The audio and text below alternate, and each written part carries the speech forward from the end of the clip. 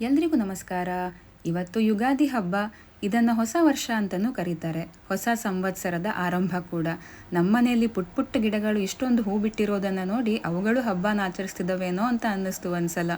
ಮೊದಲೆಲ್ಲ ಕೆಲ್ಸಕ್ಕೆ ಹೋಗ್ತಾ ಇದ್ದಾಗ ಹಬ್ಬ ಹರಿದಿನ ಅಂತ ಒಂದಿನ ರಜೆ ಸಿಕ್ಕಿದ್ರು ಆರಾಮಾಗಿ ಯಾವ ಕೆಲಸನೂ ಮಾಡದೆ ಅಮ್ಮ ಮಾಡಿರೋದನ್ನು ತಿಂದು ರೆಸ್ಟ್ ಮಾಡ್ತಾ ಇದ್ದೆ.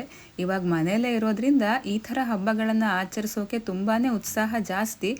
ಆದರೆ ಮಗಳಿರೋದ್ರಿಂದ ಸಮಯ ಸ್ವಲ್ಪ ಕಡಿಮೆ. ಇರೋ ಸಮಯದಲ್ಲೇ ಈ ತೋರಣ, ರಂಗೋಲಿ ಮತ್ತು ಸಿಂಪಲ್ ಆಗಿ ಮನೆಯಲ್ಲಿ ಪೂಜೆನ ಮುಗಿಸ್ಕೊಂಡ್ವಿ. ಮತ್ತು ಹಬ್ಬ ಆಗಿರೋದ್ರಿಂದ ನಮ್ಮ ಮನೇಲಿ ನಾಗದೇವರಿಗೂ ಪೂಜೆ ಇತ್ತು.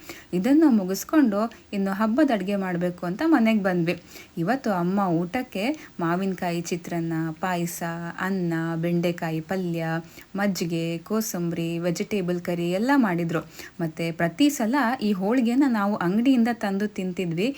ಈ ಸಲ ನಾನೇ ಯಾಕೆ ಟ್ರೈ ಮಾಡಬಾರ್ದು ಅಂತ ಅದಕ್ಕೂ ಎಲ್ಲ ರೆಡಿ ಮಾಡಿಟ್ಕೊಂಡೆ. ಅಂತೂ ಇಂತೂ ಹಬ್ಬದ ಊಟ ಎಲ್ಲ ರೆಡಿ ಆಯಿತು. ಹೋಳಿಗೆ ಹೇಗೆ ಬಂತು ಅಂತ ಮುಂದಿನ ವಿಡಿಯೋದಲ್ಲಿ ಹೇಳ್ತೀನಿ. ಮತ್ತೆ ನಿಮಗೆಲ್ಲರಿಗೂ ಯುಗಾದಿ ಹಬ್ಬದ ಹಾರ್ದಿಕ ಶುಭಾಶಯಗಳು.